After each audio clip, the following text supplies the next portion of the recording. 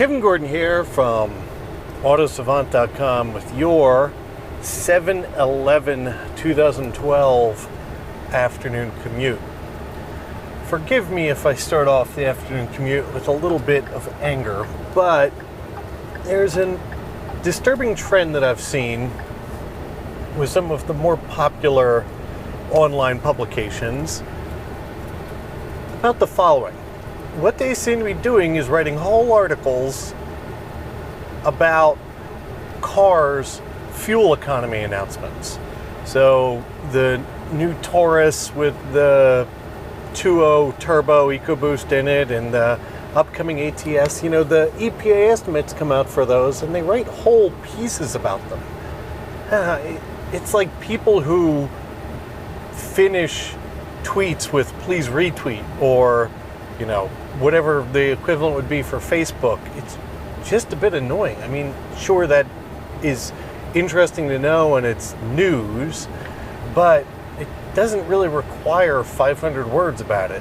I understand, again, and I'm countering myself, that the people who are writing them are doing so because their editors probably have a minimal wording requirement, but the editors need to knock it off then. It's just ridiculous.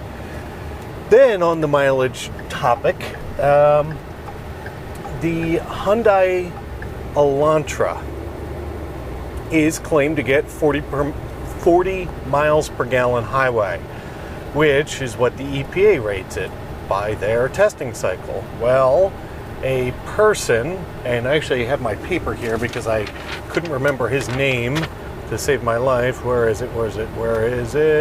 Lewis Bird has filed a class action lawsuit against Hyundai because they didn't include the fine print, your mileage may vary claim. Variable driving conditions and such and such and such. So he's suing them because he feels he's been taken advantage of.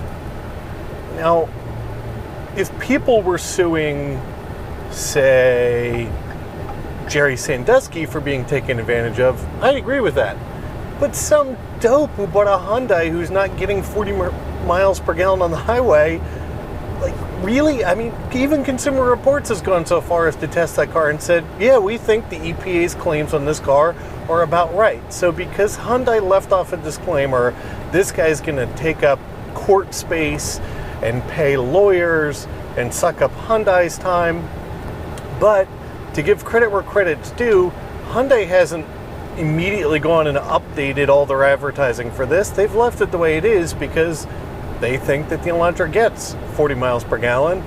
And in all honesty, if you drove it the way the EPA does, which is you drive it around at about 50 miles an hour on highways, it's going to beat 40 miles per gallon.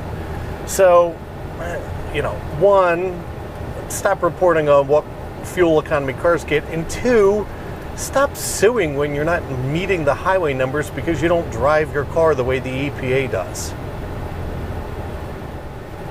Okay, I feel a bit better. Moving on then, GM has instated a buyback program. They will, after 60 days, take your car back if you don't like it, assuming it's got less than 4,000 miles, it's in good condition, and it's clean. It's one of these programs that people put in place to make you feel all warm and fuzzy and come into the dealership. Along those same lines, they've also instated a haggle-free pricing option, the way that Saturn used to have, or supposedly Scion has. They do that because they say that people get anxious about having to negotiate the price of their car. And I can understand that, but I can tell you this, I enjoy negotiating the price of my cars. I would enjoy negotiating just about the price of anything that's negotiable. So, I'm not the biggest fan of it, but I get why they do it. People don't like it, and that's fine. Let's see. The person who instated the GM buyback program is the same person who instated the buyback program for Hyundai in 2008. Joel Iwanek, I believe. is how his name's pronounced. Although Hyundai's program was different because it was if you lose your job, we'll buy your car back. In that program's entire history, I believe, only 360 or so cars were ever taken back. So it's a program that doesn't have a lot of risk. Most of the time, the way these things work is you can either get some kind of cash off or you can get the buyback program option. I don't know if GM's doing that. So, it's pretty low risk for GM, makes people feel warm and cozy, gets them into the dealership, hopefully gets them in the seat, and gets them buying GMs. Typically, the programs work pretty well. Hyundai in 2008 was one of the few manufacturers that actually saw an uptick in sales throughout the year, partially as a result of the program and most likely more to do with high content cars that were at reasonable prices. And finally for today, BMW has announced a pile of news in regards to updates to their infotainment systems, their in-car navigation electronic systems, starting with, probably most interestingly at least, the fact that their iDrive controller, the round knob that's got buttons around it, is now going to have a touchpad directly on top of it.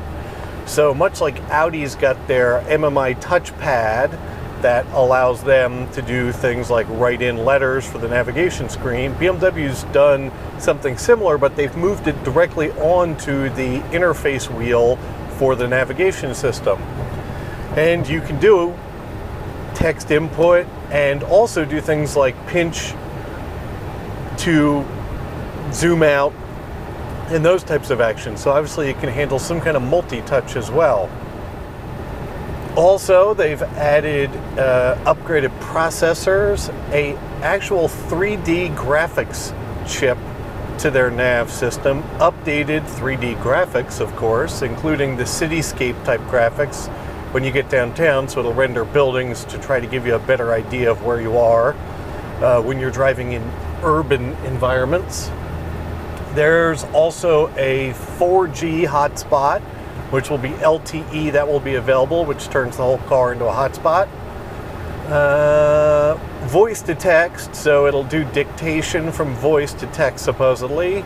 I didn't get to read whether that's being done locally in the car or if it's data connections required. It's using some kind of cloud-based services. And the final interesting announcement, which I'm happy to see a German car manufacturer doing, which is, BMW has apps, so you can install an app on your phone, and then there's apps in the thing for Pandora and the like. Well, finally, in 2013, they're finally going to support Android applications. So one of my complaints with the German car manufacturers is they're so iPhone-centric, and despite iPhones being very popular, they don't have the biggest part of the market. Android does, and so finally BMW seems to be giving in and making some more Android-friendly applications for their cars.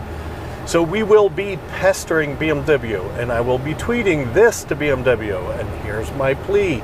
BMW, let us have one early. We'd really like to review it in detail, see how it works. I'm assuming it's going to be pretty good, so we'd love to get our hands on it as early as possible. That's it.